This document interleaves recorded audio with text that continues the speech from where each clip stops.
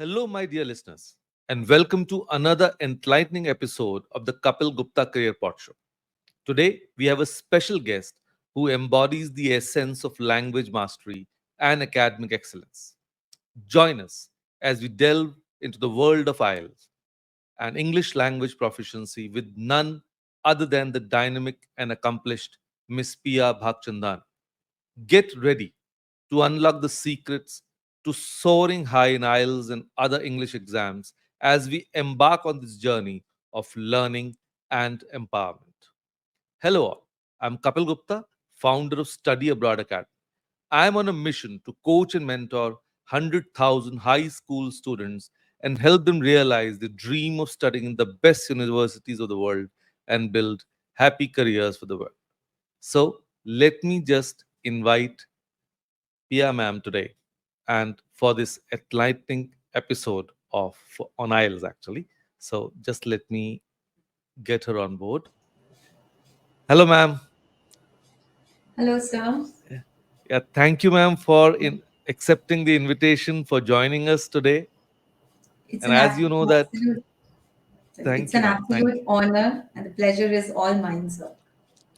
Ma'am, today this is the career podcast actually, and we do it actually to help the students. So all those aspiring students, because we know the English exam is a must for Indians who wish to go abroad, right? So I thought, who would be better than you to actually give great inputs and learning to students today? So just I would like to introduce you to the world so that this they understand what is the importance of listening to this podcast. So today I have the pleasure of introducing you to an extraordinary individual who has dedicated her career in empowering students with the skills they need to succeed in English language proficiency exams like IELTS.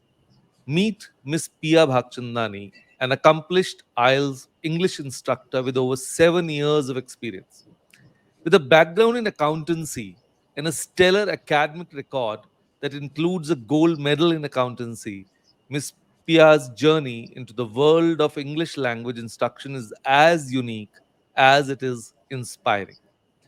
Driven by her passion to the English language and a desire to make a meaningful impact, she made the bold decision to transition from a career in accountancy to pursue teaching.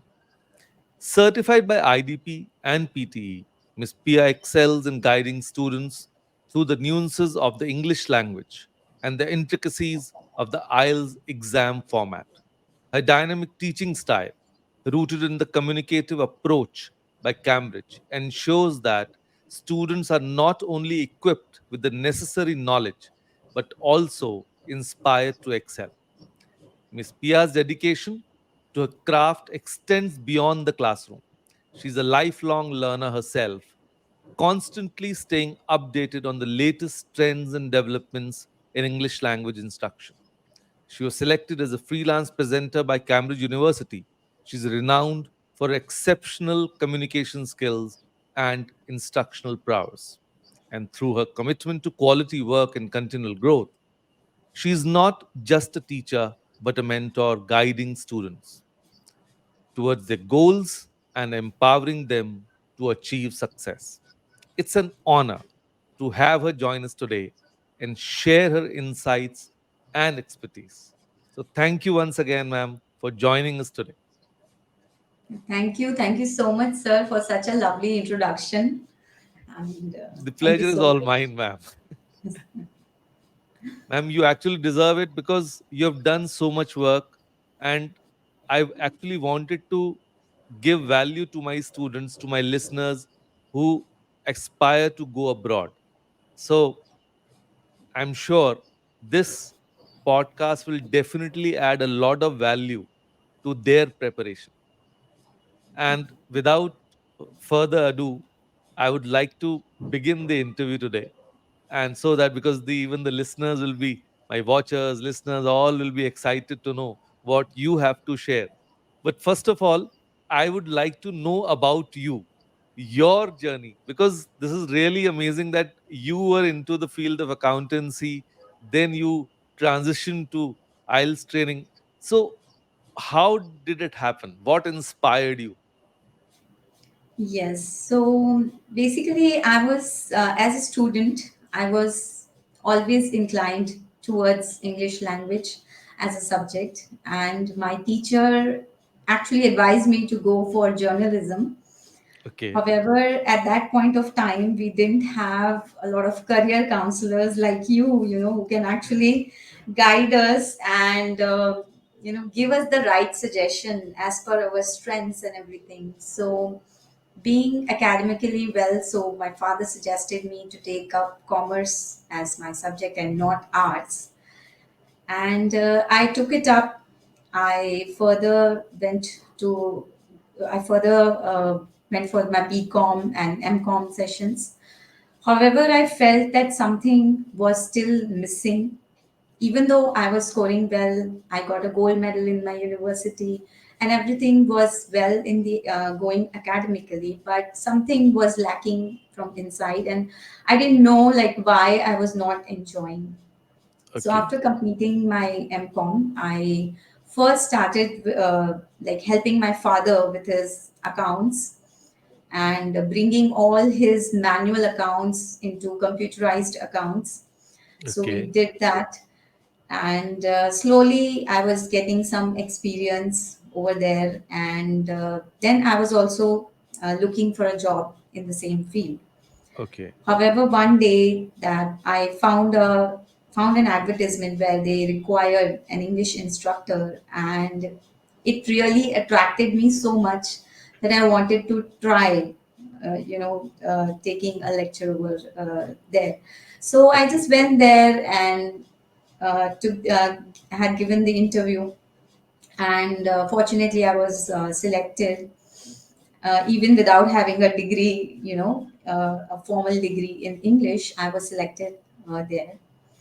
And later on, when it was my first session with the students, whatever preparation I had done, it was all because of my, what my passion towards the language. And my first session went on so well and so interactive with the students. The students really loved it. And at that point, I felt that how rewarding it is to be a trainer, and I should pursue my career in this field, and why not, go deeper into it and understand the intricacies and everything. So that's how I started.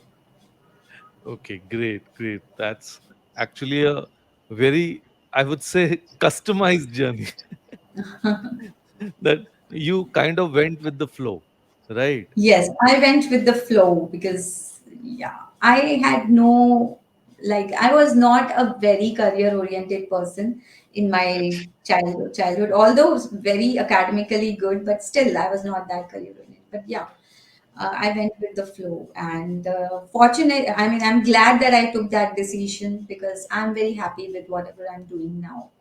Right. Right. Right. Right. That I actually I can see because I have been uh, reading the reviews, what students have to say about you. So I can actually resonate that how students feel about your interaction with them. But ma'am, as when we talk about the IELTS exam, so we are aware that it's divided into multiple sections, that reading, writing, listening, and speaking. And obviously every section has its own challenges, right? And as I've seen in India, many times students might be good in writing, but because it's not our first language, we struggle in speaking, right? So obviously every section has its challenges. What would you suggest, how to go about, actually working on those challenges? Yeah. So, first of all, I would like to address some of the challenges that students go, Mhm. they have when, as far as their IELTS exam is concerned. So, if I talk about the reading section, the main challenge that the student face is first of all the time management, because they need to complete. the section, they need to complete the entire section within 60 minutes. Okay. And there are, in academic tests, there are three passages. However, in general, there are about 3 to 6 passages that they need to complete. So time management is one of the aspect that they actually face most difficult. Then, secondly, the exam anxiety. Like there might be some students who are working well and then doing well during their class, but then if they are very nervous during their exam, then that also creates hindrance for them. Apart from that, in reading, they also face challenges like not understanding the passage due to the complex vocabulary that they use sometimes in the Mm-hmm. academic passages, and not having the habit of reading themselves. Mm-hmm. So that itself is a challenge, because if they are not used to reading, then it gets difficult for them to solve these practice tests under timed conditions. Mm-hmm. So, in reading, these are the challenges the students face. And the advice that I would like to give to them in the reading section is, I always tell them that please start reading more and more. Like it could be newspapers, it could be even fiction or any story books also. It will give them a lot of exposure towards the language. And then we do practice with on the skills of the listening test. That is the skimming and scanning technique, the close reading technique. So there are certain skills that we need to develop in the reading sessions. So that's how, they should take up reading and give themselves enough time so that they are able to complete the test on time during the exam day. Now, when it comes to the speaking module, the main challenge is that students get a lot nervous, when they face the examiner. So, Mm. yes. And they treat it like an exam, okay? Like otherwise, when they talk with their friends, it's like it's a casual conversation with them. But then when it is an exam, which lasts up for about 11 to 14 minutes, they somehow feel it, since it's an exam, so I have, and they have lots of myths about it, so they keep confusing themselves. Right, So right. these are the some of the challenges that Mm. they face. And with the, of course, uh, the nuances that are there, that the pronunciation part, this Mm-hmm. the vocabulary, the grammar part, and everything, they struggle with in the speaking session.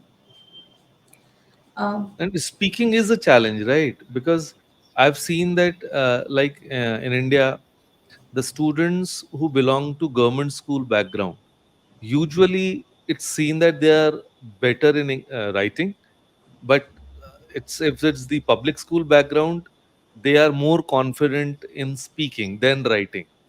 So, do you also have you also experienced that while teaching students? yes, yes. Mostly the students struggle with speaking and writing both sometimes. Hmm. Yeah. Since listening and reading are receptive skills. Right, So many of the students are able to cope with those skills first. But when it comes to productive skills like speaking and writing, they really struggle a lot because they are not exposed to English right, right. a lot. Even I come across students who are from English medium, Hmm. still they don't speak English. They have not spoken English during their school time. So it's like very difficult for them to suddenly start speaking in English and have a conversation, and that to present themselves confidently in front of the examiner. So that really presents a challenge to the students. However, there is a solution towards that. Uh, They can actually do a lot of practice with their friends, and we usually have a lot of mock tests. I usually take a lot of mock tests, so they can take the help of some teacher or someone who is very good with English. They can take their help and ask them to simulate those exam conditions for them to get more practice. And of course, improving their vocabulary and grammar, and all these things are taken into consideration in their scoring. So, all these skills must be improved when it comes to the speaking test. Right. And yes, if regarding the other two sections, the students have other challenges like if I talk about writing, so students normally struggle with task response. Okay. Uh, Okay. yeah, they don't understand the question properly because they are Hmm. under pressure of time. They just have 40 minutes for the essay part. So sometimes they don't understand the prompt, they misunderstand it, and then they write a completely different response Hmm. towards the question. So, which gets them a lower score. Okay. So that is one of the main challenge in like coming up with ideas. Then again, the grammar and vocabulary challenge. Especially I live in Gujarat, so students normally struggle a lot with their grammar also here. Okay. Okay. And Yes, ma'am, one more thing that is coming to my mind is because usually I have seen, students talking to get who, or I would say those ones who are more ambitious, like they want to aim for band 9. But is it actually possible to get that? And I have seen that maybe it's an unwritten rule that those students who don't have English as the first language, like it's not Indian's mother tongue, right? So true. it is that they will never give up band 9 to Indian students. Is it something, have you experienced yourself? Or if, as tips, what would you like to suggest so that they can score a higher band? Yeah. So as far as a band nine, if you say that they want to score a band nine in all the modules, Hmm.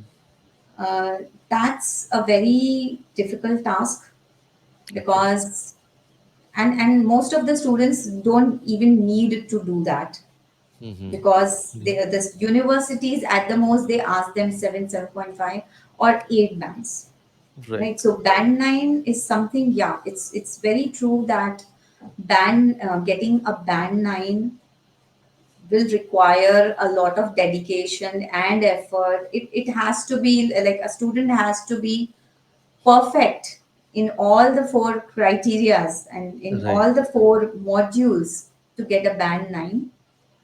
I have seen some students who have scored band 9 in reading and band Okay. 9 in listening modules Okay. because reading and listening are objective kind of papers where they just need to write one word and Hmm. then two words or number, Okay. and they don't have to write lengthy answers to those. Okay. So there it's possible to get a band 9. Okay. However, when it comes to speaking, even I have not come across native speakers. There might be very few people. When I checked the Cambridge website as well for the data, I found really 1% or 2% might have got 9 band because most of the students even don't target a full 9 band. Okay. So for the speaking and writing module, I have seen students getting an 8, Okay. but not beyond that. Okay. Yeah, But so then, it's a myth that they don't give Indian students like that. It is a myth because okay. ultimately they are not checking on your pronunciation as a native speaker. So Okay. our Indian accent is also acceptable in the IELTS test. So it's a Okay. myth that students come to me and they say, "Ma'am, we need to learn accent." Hmm. So I tell them that you don't have to learn accent to take your speaking test, but You need to learn connected speech. Now, native users, they have habit of using connected speech. We just Okay. can't say English like in word to word format. Right. Right. There's a string of words. There should be a rhythm in which they Hmm. speak. Right. Right. So Agree. those kind of aspects are taken care when the scoring is concerned. So Okay. there is no partiality, I would say, that Hmm. whether when it comes to Indian students or students who are natives, even there are native students who get low band scores, like because they might have not prepared for the test. So Hmm. there could be some native students like that. So it's a myth, I feel. Okay. Okay. Great. Great. No, obviously, see, these kind of apprehensions, doubts do come in the mind of students. So I thought, why not get it cleared from you so that they have that right approach. So why to Absolutely. feel negative about it, right? Okay. Exactly. Now Yes. coming on to the next, that how important is the communicative approach by Cambridge in your teaching methodology? And how does it benefit students preparing for the IELTS exam? Okay.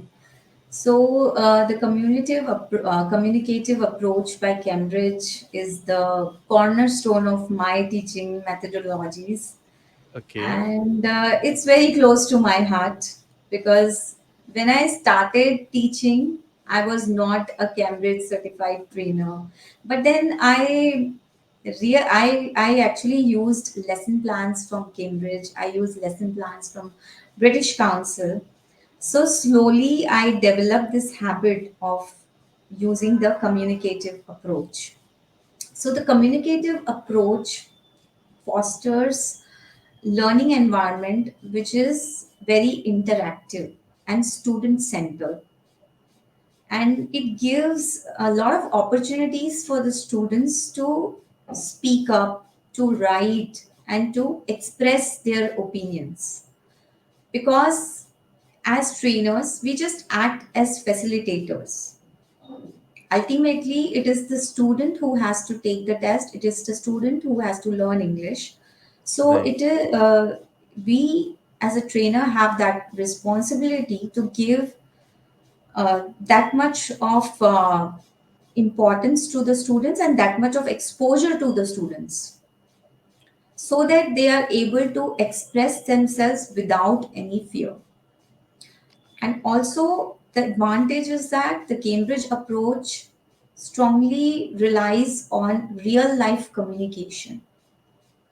Okay. Great. So, students can learn and then implement it straight away in the session itself.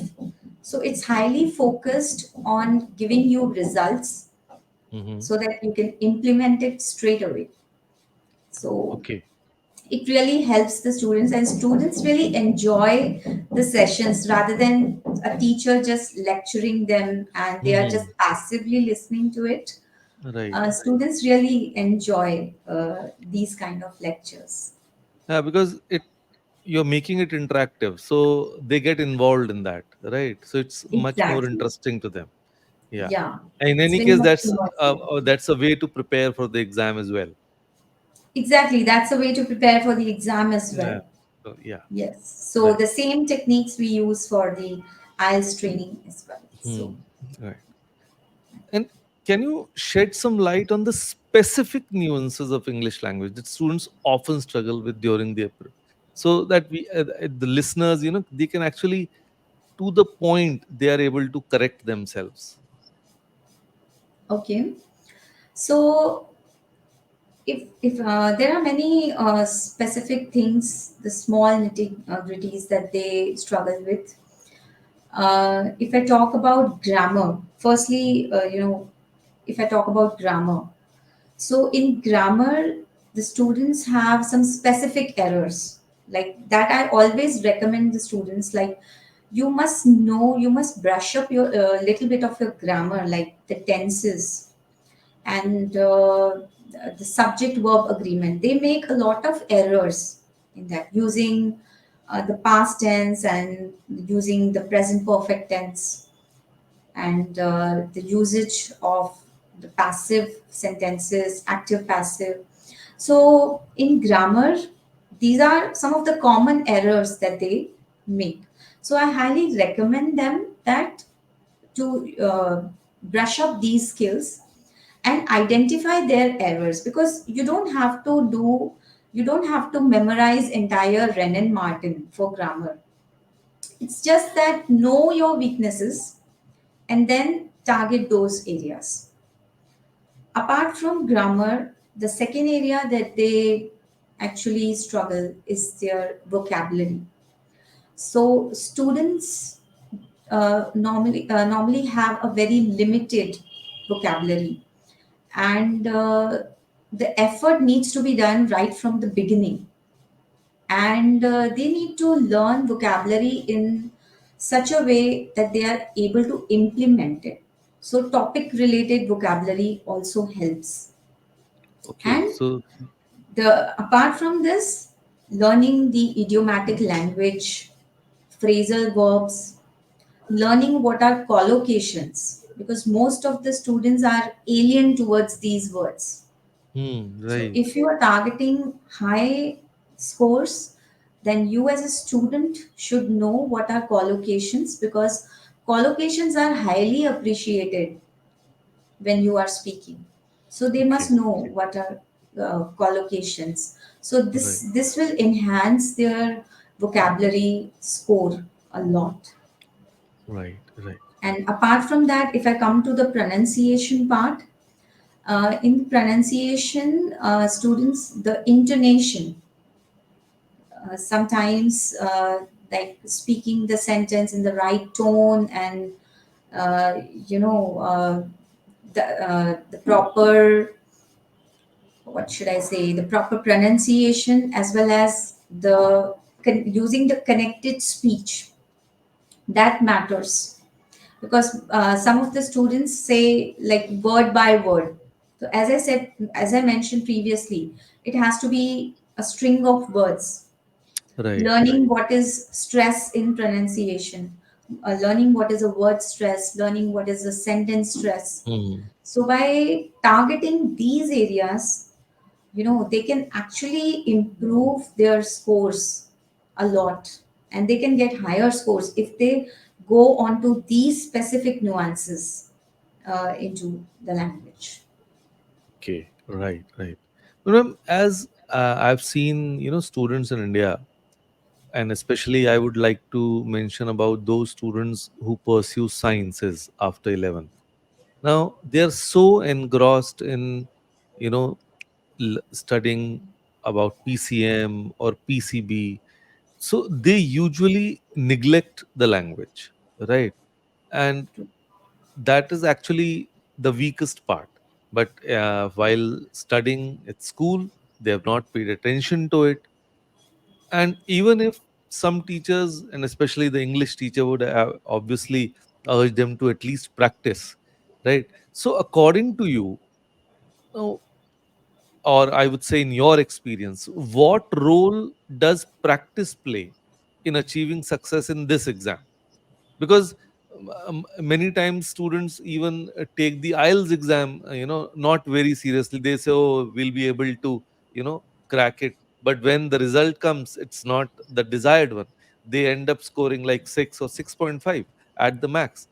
So there comes the realization over where we went wrong. So how do you suggest to structure your practice sessions for students?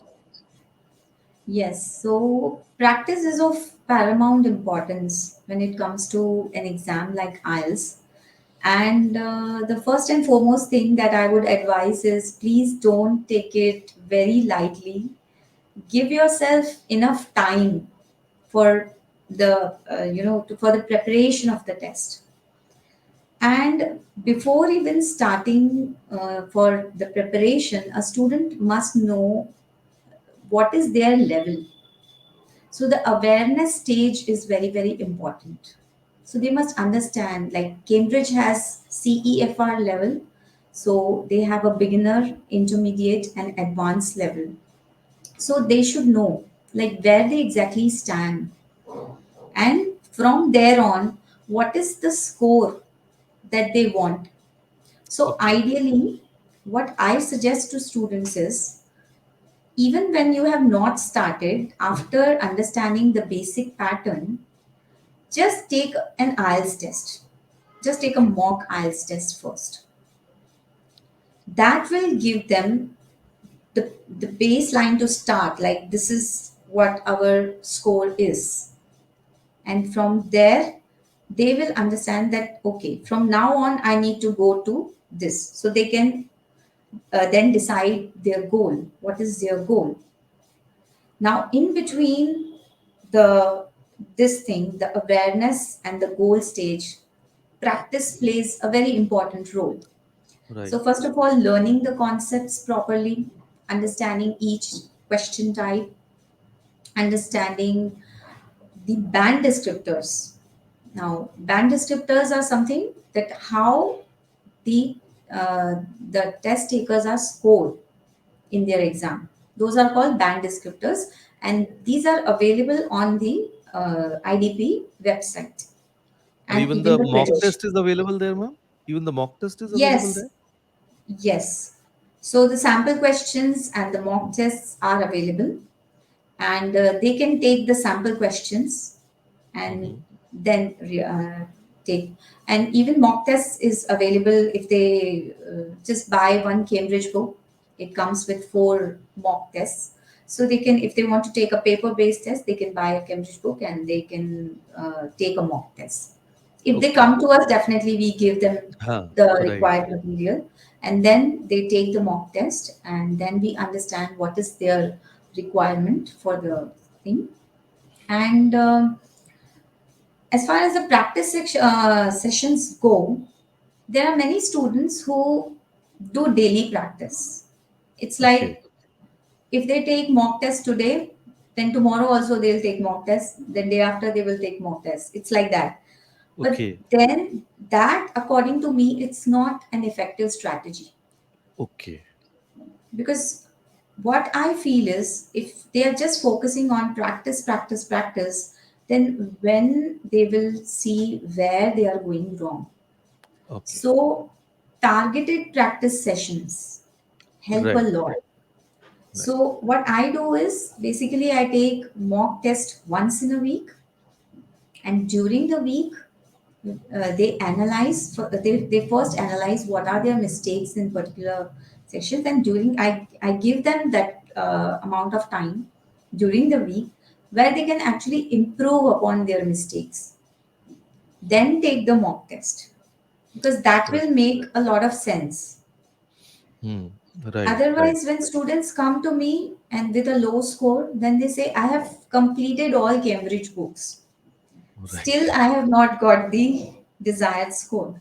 Yeah, I agree. Agree. So yeah, and then they practice, if they are practicing from any other tests, like apart from the Cambridge material, there are a lot of students who don't even use the Cambridge material. So if they use the other material, that is not recommended, because it doesn't give you the exact score, and it doesn't give Okay. you the exact idea where you stand, because Okay. Cambridge is ultimately going to take your exam. So why not use authentic materials Right. when you are Right. practicing? So targeting your errors, focusing on your errors and how to improve upon your errors. I think that plays a very important role when it comes to the practice sessions. And all four modules should be given equal importance. It's not like that, reading and listening they'll do, and then writing Hmm. and speaking they'll do at the end. It's not like that. Right. They Right. need to Right. pay attention on all the four modules right from the beginning, and apart and over and above, they also need to start preparing for their vocabulary and their grammar and their pronunciation. So there are a lot of skills that they need to improve. So, what I understand by targeted practice is that, for example, if somebody has given a mock test and that student hasn't done well, let's say in the writing section, so the student should first work on his mistakes in the writing section, Once he feels or the teacher agrees ki okay, he has done with those mistakes, then he should attempt another mock test, right? So that that has been worked out, and then the analysis will be that now has he improved in the writing section, or if he's doing not up to the mark in some other section, right? So that's what you mean, that according Yeah, to the I gray suggest, areas. yeah, see there are two ways of doing practice sessions. Hmm. One is like they can do all, like one day, Monday they are doing listening, then Hmm. Tuesday they reserve it for speaking, then Okay. Wednesday they, so like these, this also they can do. There is another way where they are just preparing reading at one go, focusing on reading and then Right. completing it, and then going to writing and then going to listening. Okay. However, I suggest that first I suggest them to improve their reading and listening scores, because that gets easier. As I mentioned, it's an objective test. Right. So in the band descriptors itself, for example, if the student is scoring 30 Mm. out of 40, so they are getting 7 band. So in the mock test, we come to know, okay, that the student is a 7 band level in reading. In reading. The same is case with listening academic. The score, if they are able to score 30 out of 40, it's a 7 band, right? So that way. Okay. So in first I advise them, go through with the listening and reading sessions, and then you can take up the writing and speaking sessions. And if they have less time, then of course we need to do the practice sessions, we need to do all together, but Right. we need to focus on in writing where they are struggling, in listening where they are struggling. So it happens simultaneously in that case, if they have Okay. just 1 month to prepare. Right. So then we Right. don't have enough time to, just take it separately. Great. Great. And then nowadays, online learning platforms are on the rise. And even in the IELTS exam, we see the computer based test and the paper based test as well, right? So, how do you ensure effective engagement in learning outcomes in your, if you teach virtually as well? Yes. So, like online platforms, in this era, online platforms are on the rise, as you mentioned, Right. and we need to stay updated with the latest technology. So, what I believe is, if we take online sessions just the same way as we are taking like the offline sessions, the methodology remains the same, only the tools change, right? So we have lot of tools available these days. It is just that how effectively we are using these tools. For example, when I use Zoom, they have a breakout feature. They have breakout rooms, then to further discussion part. We have chat where we can chat with the students.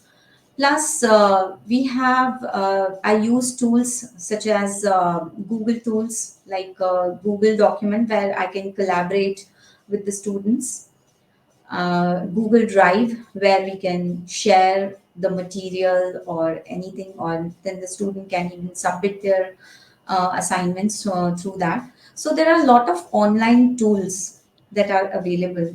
And sometimes the students record their speaking, they send Right. it to me, so Right. it in fact becomes very much easier with the online sessions, because we can use a lot of multimedia sources. It's in our hands, so we can Right. use it. It's very handy to use them. And for the mock test part also, there are many platforms which are providing the mock test. So there they can actually go for the mock test and understand like the pattern on how the computer delivered tests takes Okay. place. So and even I have my own videos. So I have my own portal where I share with them the conceptual learning in that. So Okay. that way, we can use a lot of online tools. And Right, in right. fact, it actually creates a very engaging experience by Yes, using yes. these tools. Right. Could you share any memorable success stories or experiences you have had while coaching students for the IELTS exam? Yes, so I'm very fortunate enough to have many success stories, and among them, there are few students, who always are remembered by me. Right. So, yeah, so it's one of such student. He was actually very good with his English language, Okay. and he was even part of the Toastmasters International. He was getting awards and everything over there, Mhm. but still he was getting a 6.5 in writing and speaking. Okay. So he took the test 2 to 3 times earlier, and he came to me that, ma'am, I just can't understand, like, why am I getting low scores? Right, Yeah, because right. he was preparing on his own. Mhm. So then he finally, decided that I want to take help, and he needed higher scores. So he came to me, and when I actually interacted with him, even I Mhm. thought that this is a like band 7.5 student. Like, why he's getting Huh. why he's getting 6.5? So after working with him, I realized that he's making task response errors in the writing part. And in Okay. speaking also, he was speaking as if, he was using the tone that he would use in the Toastmasters, as if he's giving a very formal speech and all. Okay. Yeah. So that was the problem, because he was not taking the conversation with the examiner like a real conversation. So Right. he was doing it very formally, like, and so these were certain areas where he was not aware of, and we worked upon these areas, and plus we improved upon his he improved his vocabulary as well during these sessions. And finally, when the student got his score, so he was so happy that, finally I got my scores. And this is one task that was, pending since long, and, his life was stuck. Right. So, it's kind of a memorable incident for Agreed. me. How much time do you suggest is required for proper preparation of the IELTS exam? Well, so it totally depends on the student. Some students might take longer time, and there might be some students who can take the exam within a week. So it totally depends upon the student, and it also depends upon the requirement of the student. All right. So if a student is at a band 6 and he wants to go to band 8, then definitely they should give themselves 6 months of preparation time, because that much time they need. And also it depends on how many hours that they are putting into. There are some working professionals who don't have that much of time. They tell us that we just have 2 months, or we just have 2 hours in the day, so we'll be able to dedicate only those hours.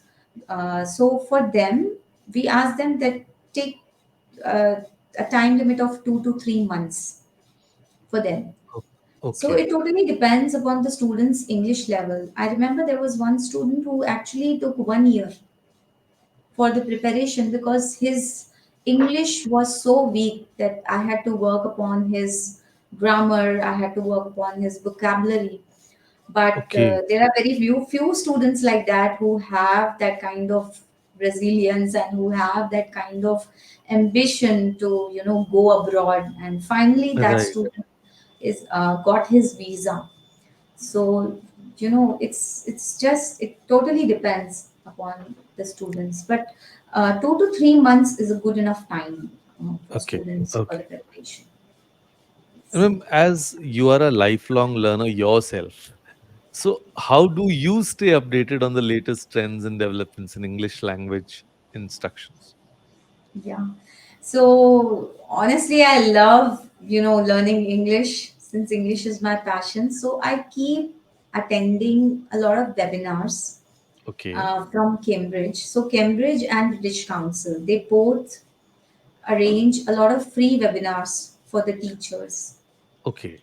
So we do attend, I attend those webinars and keep myself updated with the latest trends and practices in the teaching methodologies. So is it And only for the teachers? Is it, sorry to interrupt you, is it only for the teachers or anybody can attend them? no, anybody can attend. Okay. It is just that you need to register on the website that you want to, Okay. yeah, you need to register on their website that you want to receive emails, notifications. So Right. any IELTS trainer or or any English enthusiast or even the students can Hmm. attend and take benefit of such sessions. And Cambridge itself has its on YouTube. They have the recordings of their previous webinars done related Okay. to the English language. So that's a very important, useful resource to me because as on YouTube as well, they have so many sessions targeting particular areas. So I do that. Plus, they have a lot of courses also for teachers. Okay. The Okay. IDP website as well as the Cambridge website. So Right. I sign up for these courses. I do them, and Hmm. I have joined some communities of language trainers where we Okay. trainers discuss and give each other feedback, and we keep abreast with the latest technology and the latest trends that are going on. So it's like that. We continually have to keep us aware of the uh, Right. Right. yes. And finally, what advice would you give to students who aspire to excel in their English proficiency exam like IELTS? Yeah, I think start early, give Okay. yourself enough time, don't Right. rush towards the exam because I have seen students taking the exam four times, five times, then they end up wasting a lot of money as well Right. as Right. efforts and then time. So start early, give yourself that much of time to, and uh, have a mentor who can actually give you feedback Okay. because if you don't get feedback then it gets difficult for the students like to know, especially in the productive skills like speaking and writing. It gets very Right. difficult for them like where they stand. So Hmm. this is what something, and then consistent practice, focused practice sessions, these are all the tips that they can use and Right. Right. higher their scores. So thank you very much, Pia ma'am. It was really great, talking to you, and your points are so specific. So I'm sure the students who all are listening or my watchers, they will actually get valuable inputs and suggestions to actually target their exam and actually strategize their preparation. So thank you, ma'am, for coming here, and a big thank you to you. Thank you so much. It was a pleasure, coming here. And I really hope that our conversation could be of any help to students. Then, I'd be grateful for No, that. I'm sure it will be because you're you just nailed it. Everything's and you were so specific in different sections of the exam. So I'm sure that they will definitely get value from this podcast. Thank you Thank you, so ma'am. much. Thank you once again. Thank And as we draw this insightful conversations to a close, I hope you've gained valuable insights and strategies from our esteemed guest, Ms. Piya Bhagchandani. Remember, success in IELTS and English language proficiency is not just about scoring high marks. It's about embracing the journey of self improvement and continual learning. So go forth with confidence, armed with the knowledge and guidance shared today, and let your language skills soar to new heights. And if you have questions, suggestions, or just want to say hello, feel free to reach out. I'm here to help and engage in meaningful conversations with you. And there's a link in the description of the podcast, which has my connection modes and, of course, of PMM's too. So if you want to connect with either of us, feel free to do that. And you can choose all your most convenient one. So don't miss out on the future episodes and valuable life insights. Subscribe to the Kapil Gupta Career Pod Show on your favorite podcast platform and stay informed and inspired. And if you found value, help us reach more listeners by sharing it with your friends, family, and colleagues who might benefit from our discussions. So, thank you for tuning in. And until next time, keep striving for excellence in your academic pursuits. Thank you.